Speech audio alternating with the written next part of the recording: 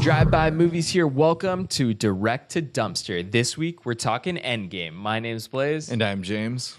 If you haven't watched Direct to Dumpster, guys, this is our new show, somewhat new, 5 or 6 weeks in the making. And we take a film that's been forgotten about in time, maybe for better, maybe for worse, and we let you know whether you should revisit it or just leave it in the dumpster. This week, we're talking Endgame. This is a Troma Entertainment production. It's distributed by Troma. We kind of found out through watching it that it is an Italian film. A lot of the actors in this movie are recognizable from other Italian films at the time. And the director himself is Italian, which we will get to later.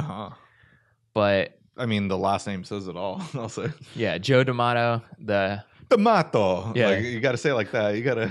He's a famous film director. We're not talking about videos here. This might be shot on VHS, but he's a film director.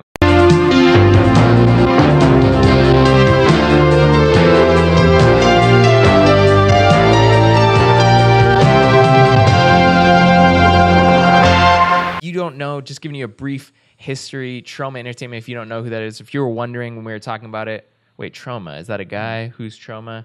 The Toxic Avenger was the inception of Troma Entertainment. It's a film production company, independent film production company based in New York, and they make your schlocky B-type movies. They're kind of their own grade of movies. I would say they're somewhere in between B and C, but most all Troma productions fall like similar tropes of gore. There's always a musical number. And I mean, they have their own kind of type of fun, I would say. Yeah. I would say it's the inside joke of movies. They know they're bad. They're not trying to reach gold or anything. It's just for a very specific crowd. And I think it works well for them. And if you're in, whether you're in on that joke and enjoy that joke, like, I'm sure each one like means something to you. Definitely. You know what you're getting into when you get into a Troma film. Definitely. They have their audience, and I would say that their audience is actually like the theater geek rebel. Like the theater geek in high school who's gone rogue. He's like, I do like horror films, but I still like my musicals. They're the one who's really good at like each like improv or skit or whatever for each class, but then never got a lead role or anything. He's just doing the lights for the main thing. He's just he's way too crazy. Like everyone loved him. Like, wait, why isn't he doing the main thing? But just you're like, oh fuck, he's a savage. That's why. I guess that kind of sums up your Troma fan, but they are out there. There are plenty of them, and we've had our history here at Drive By Movies watching their films. I think we did a Poultry Guys sequel. Right. Before. That was all you.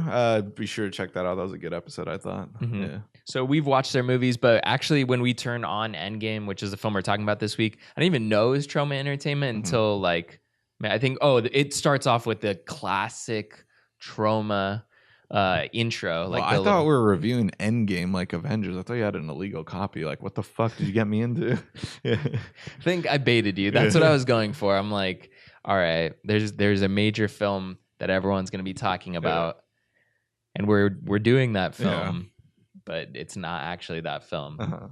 Anyways, so just talking about Endgame, the story is about this character Shannon who participates and is the winner of this competition type reality show. I guess you would kind of relate it to American Gladiator, but it's a way more savage version where people are trying to kill you and you got to kill the hunters. The hunters are these guys who would come back in different episodes. They're like mercenaries and you got to outsmart them and either kill them or be killed. Shannon's ready. The rules allow him a half-hour lead on his pursuers. And with hunters like we have tonight, he's going to need every minute. They're a formidable band indeed.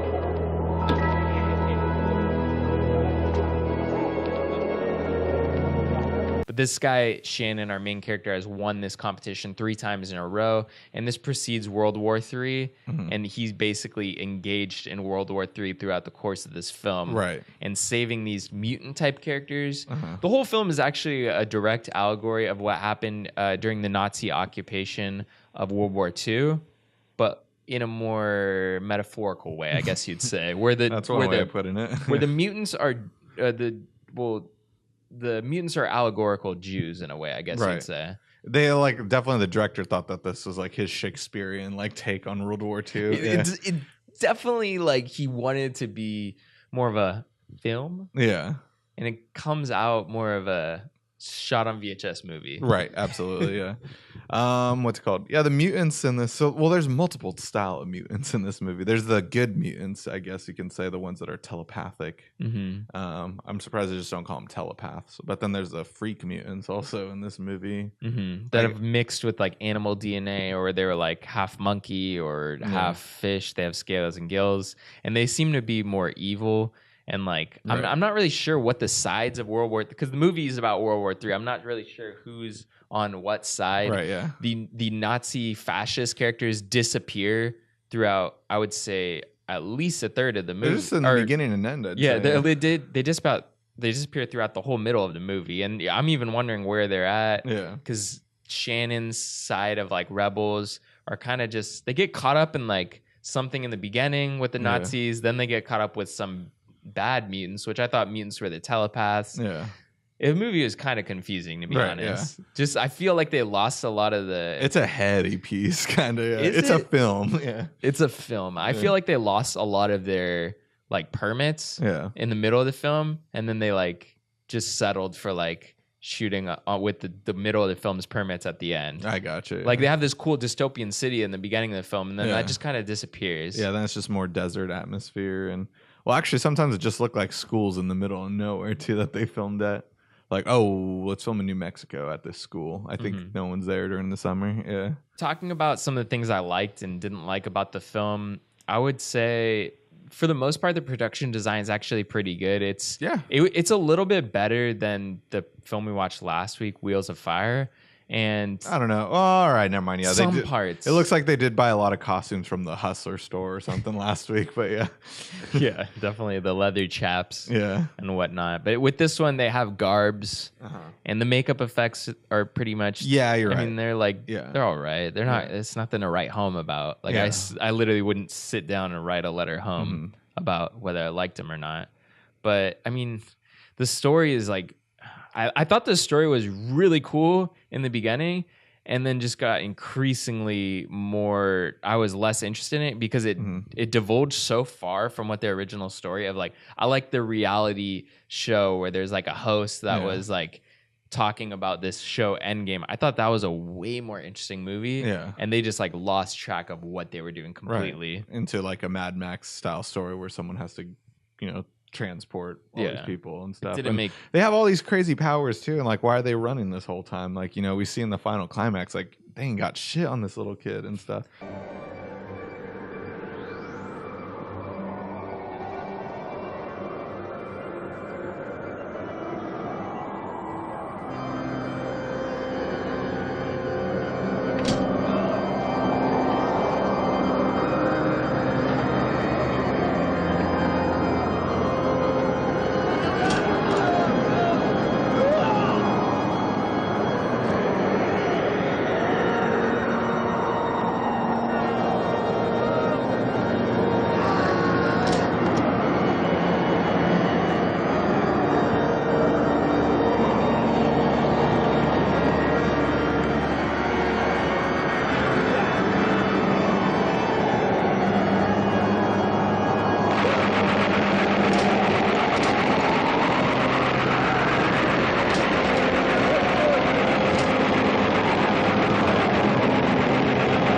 The climax was where all the budget went. Yeah. I think they must have shot the climax before they shot the whole middle of the film, and then we're like, how do we even carry on? Yeah, because then they just ditched the fascist characters. Right. Yeah. So the climax is worth watching. It's really cool, but yeah, it just it almost adds up to like it has that twist of like, oh, one of the weakest characters is actually the strongest. Like, and then also like Shannon's building this team to get these mutants to this drop off point, but like all he needed for his team was these telepaths and stuff. Yeah, and also the helicopter is there to pick them up. Why couldn't the helicopter come to them? Why'd they have to go to the helicopter? I have to say though, one of my favorite parts is like a lot of the fights during Endgame, and then. I have another part where I'll talk about that later, but the fights during Endgame, there's this like kicking battle that ensues between Shannon and the second hunter for like, it was literally like 10 minutes or maybe like 5 minutes of them just kicking each other. Like no one threw a punch.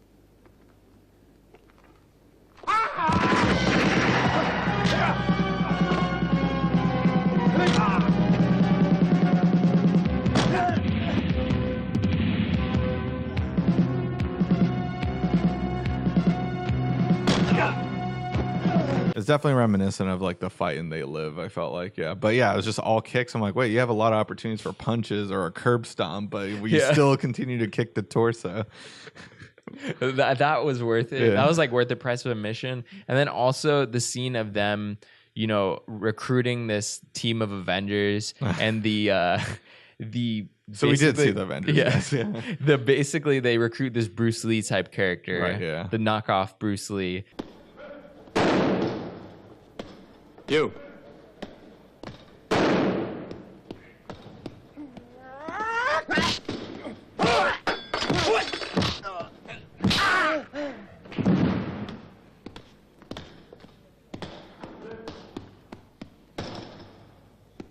It's no use.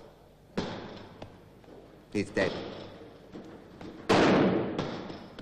But he like chops some dude for no reason that's training right next to him. And then they're like, wait, why did you just do that? And he's like, don't worry, he's dead. Yeah. They're like about to like check up, like, wait, is he okay? Like, don't bother. He's dead. Yeah. That was one of the best intros ever. But that character never seemed to like actually have a moment after that. Didn't. Which feels like that's a really cool introduction to a character, really funny and like cool. Yeah. And then just there was no payoff to the actual character in the film. It was really boring and lame. Yeah. So these are all stuff that we like though, but overall I'd say that these are just moments for the most part. I just couldn't get into this movie, I felt like. I wanted to. I really wanted to. I thought the score was kind of cool, like some of the retro like bebop sounds and stuff. Lighting I thought was cool, like the cinematography and color. I thought like use of color like in the night shots I thought looked awesome. Yeah. But it could also just be the grainy VHS The rest is shit that they shot on. Yeah, the rest is like muddled. Like all the Yeah. desert stuff just looks, I thought it looks horrible. Yeah, but overall, like for a trauma film, it's weird. I expected more from a trauma film. I expected it to be way more over the top, way too crazy. And I feel like this is a movie that they bought for cheap, hoping it might be a hit to fund future movies for trauma or something. Yeah. I could be talking out of my ass, but that's what it felt like more to me. I feel like you might be closer to what you're talking about than you think you are. A moment that did make it worth it, though, is when Shannon, I mean, I forgot to say he looks exactly like Chuck Norris, though, but when he finds his friend and his friend is a big butch dude, and then like out comes the voice of Lloyd Kaufman, though. We think it's Lloyd Kaufman. It had to have It's been. so high pitched and Yeah. it just does not fit this guy whatsoever. Yeah. And it sounded kind of like him.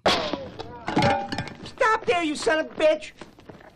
But that was a funny, like, Yeah. that was a funny, a lot of the voices kind of like match what the people kind of look Yeah. like. That one did not at Yeah. all. That woke me up from my slumber right there, yeah. Slumber. Yeah. Anyways, guys, something that I want to talk about, and I'm going to get serious for a moment, is I feel like the director of this film isn't Joe D'Amato. Isn't really, I feel like he's not appreciated as much as he is. We are looking through his filmography, and he's done some great horror films. He's done Endgame. He's done Anthropophagus. He's done a lot Banned of in the UK for 13 years, in case you know, or also- 18 years. Yeah, also it was on the Video Nasties list, also titled Survival Island. Mondo made a poster for it last year. Oh, He's really? done some other interesting films, but we were looking through his filmography and he did a tear through the 90s of some great films. I think you remember some of the titles of those. Yeah, so he's got about 90 films on his resume. Some good ones like China and Sex, Chinese Kama Sutra, 120 Nights of Anal. I think it was days. I think it was 120 days. 120 days of anal. Which there I you thought go. was Yeah. interesting because I'm like, I feel like Nights is like a little more romantic. Yeah. 120 days, broad daylight, Yeah. 120 days of anal just seems like a bit much. Yeah. Anyways, guys, we'll close with that. I Yeah. say keep this film in the dumpster along with the other film that we just mentioned. I don't think either of those are worth watching. Keep in mind, this is the movie he's most proud of, though, according to the IMDb Really? trivia of Endgame. Yeah. Endgame is the movie he's most proud of. All right. Well, I mean, none of the other films you mentioned seem like anything I Yeah. would be proud of. Right. Yeah. There was a cool shark movie on his Yeah, it thing, looked tight. Yeah. but like I was like, that's it. I've never heard anyone talk about it. But Yeah. the shark movie didn't look that bad. hmm I would think he needs to set his sights and look more. He did like 100 and something films. There's got to be something better here than this one. Yeah. Well, Maybe he just loves trauma. Yeah. But I just say keep it in there. How about you? Did you? Overall, I'd say just keep it in the trash. Unfortunately, like you can check it out on Amazon Prime. It's a badass poster. I would put it on my wall, but movie wise, nah, I wouldn't keep it in the collection. Yeah. Anyways, guys, that is going to be it for this week. Real quick, go on, hit that like button, little thumbs up, looks like that. Go smash that, and then go hit subscribe so you can tune into any of our future videos. They're coming out on Thursdays. And if you are so keen, there's a little bell over there, just that little bell. Tap that. You'll get a notification every time our videos come out. Therefore, you can watch it and check it out then. Anyways, guys, that's going to be it for Direct to Dumpster this week. Tune in next Thursday for what we're digging out of the dumpster.